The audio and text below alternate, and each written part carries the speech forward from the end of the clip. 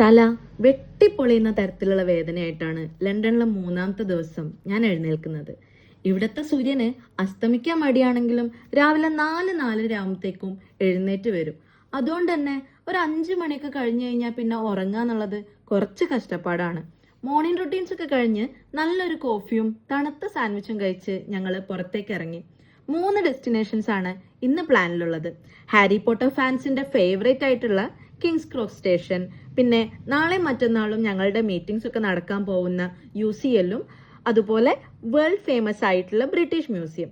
ലണ്ടനിലെ one of the most famous railway stations ആണ് 1852 തുറന്ന ഈ Kings cross station. Harry Potter സീരീസിലെ ഹോഗ്വാർട്സ് എക്സ്പ്രസ് പുറപ്പെടുന്ന ഫിക്ഷണൽ 9 3/4 പ്ലാറ്റ്ഫോം ഇവിടെ ആയതുകൊണ്ട് തന്നെ പോട്ടർ ഹെഡ്സിന് ഈ സ്ഥലം ഭയങ്കര സ്പെഷ്യലാണ്. അതുകൊണ്ടാണ് ഇവിടെയുള്ള ഹാരി പോട്ടർ ഷോപ്പിലൊന്ന് കയറി കുറച്ച് ഓർമ്മകൾ വാങ്ങാതെ പോകരുതെന്ന് എനിക്ക് തോന്നിയത്. UCL-ലെ പ്രൊഫസറായിട്ടുള്ള ഡോക്ടർ മോണിക്ക ലെക്കൻപോളിന്റെ ഇൻവിറ്റേഷനിലാണ് ഞങ്ങൾ ലണ്ടനിലെത്തിയത്.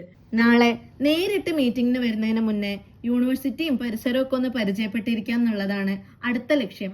പോണ വഴിക്ക് കണ്ട ഒരു ചെറിയ സ്റ്റോളിലെ വലിയ രുചിയുള്ള ഫലാഫൽ റോളാണ് ഇന്നത്തെ ഞങ്ങളെ ലഞ്ച്. 1826 സ്ഥാപിതമായ UCL ലണ്ടനിലെ ആദ്യത്തെ സർവകലാശാലയാണ് കേട്ടോ.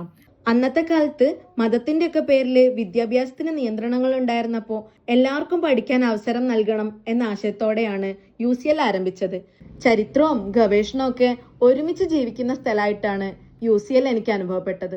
ഒരു റിസർച്ചർ എന്ന നിലയ്ക്ക് കരിയറിന്റെ തുടക്കത്തിൽ തന്നെ ഇവിടെയൊക്കെ വരാൻ പറ്റുക എന്നുള്ളത് വലിയ ഭാഗ്യമായിട്ടാണ് ഞാൻ കരുതുന്നത്.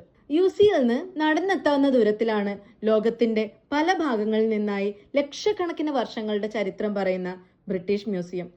ഇവിടെയുള്ള ഏറ്റവും പ്രശസ്തമായ പല ശേഖരങ്ങളും ഇന്ത്യ ഉൾപ്പെടെയുള്ള പല രാജ്യങ്ങളിൽ നിന്നായി ഇവിടെ എത്തിച്ചതാണ്.